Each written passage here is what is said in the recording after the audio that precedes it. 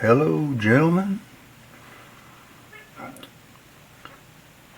That one last night went pretty good, so I thought I might do one tonight. This is going to be Clovis. Clovis and some other fluted points. Uh-oh, that's Jonesy stuff. This I can't really say is a Clovis or what, you know. It's not a Jehovah Clovis. Jehovah Clovis. This big bad boy, he was gonna start out to be something nice. Sweet flute. Runs the whole length of this point. I don't know if that's a reverse hinge fracture or not.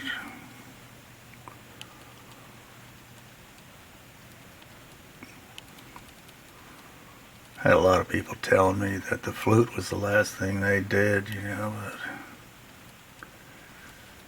that'll prove them wrong right there. Alright, what else we got now? This thing I kind of had some thoughts it could be Clovis. It's got a flute up to there. Ground bass. That might be a nipple there on the bottom. You can see that flute a little bit. Nothing on the other side as far as flutification. This is another one. They picked up an old fluted point and reworked it into this. Very nice flute. Grounded on the sides. And I got this big boy, Kirk. I don't know if you can see the flutation on these, but that's in there. This one I had laying in a bunch of junk and didn't even really notice it had that nice flute on there. Nothing on that side. But that's a strange, nice darn flute. Here's another one, little Palmer with a flute on there. I guess they probably picked up a paleo point and reworked it. It's got a flute up to there. Pretty nice. And I got this little devil over here. It's I wouldn't really call that a flute, but this is ground on sides and base. It's got a little flute going there. But anyway, who knows? What else have I got over here? This one I was hoping I could get some help on this. I called it a Stanley for a long time. It's got those squared off shoulders, and you don't usually find that nice secondary work on the Stanleys. And I switched it to a snap bass Kirk, but that doesn't feel right either. But I don't know. It's a pretty darn thing now, I tell you. This was the first Clovis I ever found. It was in such a beautiful place. I knew there was paleo stuff up in there. This is another stumper right here. I got no idea on this. The only thing it looks anything near like is a Simpson. But I don't know. Here's my Clovis blunt. It's got a nice groove on both sides. It's Al Goodyear. He's a doctor down here, archaeologist. He's doing the pre-Clovis. You know, he's really into that pre-Clovis. He's got sites over in South Carolina date to 50,000 years old, and they're still digging over there at that site. But they've turned up a lot of stuff. But anyway, he said this looks like a redstone, and he had been going in, and they were going back through the Clovis databases, and they kind of changed a lot of them to redstone after they've gotten a lot more data on Clovis points. And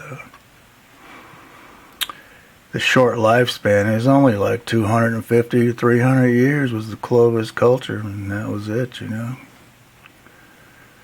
I don't know if you guys ever read any of that stuff, but they think a comet hit up in Canada on the ice sheet, so it didn't leave any marks, and that wiped out the Clovis people, killed off the mammoths, and you know, a lot of the big game and things like that were all wiped out right about then. And that's pretty cool. That comet hit, and they found traces of it at the Galt site, you know, all the paleo sites. And it's just at the paleo level. They can go over that with a magnet, and it pulls out these little sphericals. And they're containing these tiny diamonds. I mean, trillions of tiny little diamonds that are in there. And so anyway, that's pretty interesting. If you want to read about that, you can just type in comet theory, and it'll pull all that stuff up. That's like something really new in the Clovis world. It's another little Clovis blunt.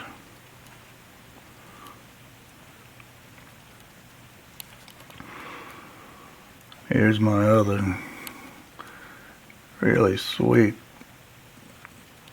Clovis. I think that was the second one. Second one I found. This is a cool thing. Clovis. I've had these authenticated, you know, by Tom Davis and Jackson Galleries. They're like the two best, I think.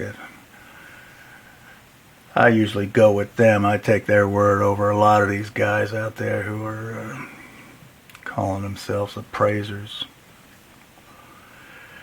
This one, also a Clovis, kind of different looking.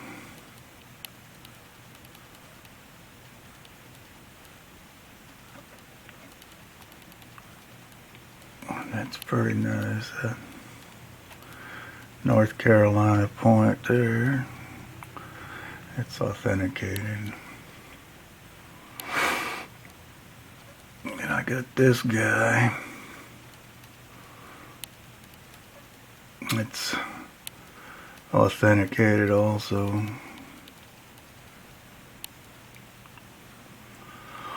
And this guy. This is authenticated too. Little tip damage. I had a glue little piece on the base. Oh, that sucked. And then I got this one. I've been debating whether to call it a Clovis or what. I think Pesto Man said it looked kind of Clovi-like, but I didn't get this one authenticated. But I've had a lot of like big time collectors say it was a, they thought it was a Clovis. What else? Oh yeah, this one I was trying to get some ideas on this. It's a South Carolina point. Found just above Myrtle Beach. Can't really think about what that could be. I don't know, some of you guys can help me out on that, I'm sure. Anyway, this is the Clovis stuff. I know we all love these rocks. And then right there, it's Jonesy's points I got in the mail. Well, let me know if I can give you guys any advice or help or anything like that. I got lots of books on I got hundreds and hundreds of books on these arrowheads. And I'm going over to my friend's house sometime this week. I'm going to film part of his collection. He's got thousands of books on arrowheads, and this incredible library this guy has. I mean, them PhDs and all them people, they go to his house to find books on some of the stuff they're researching. Anyway, I appreciate you guys watching, all the comments. It'd be very, very good to me. And peace.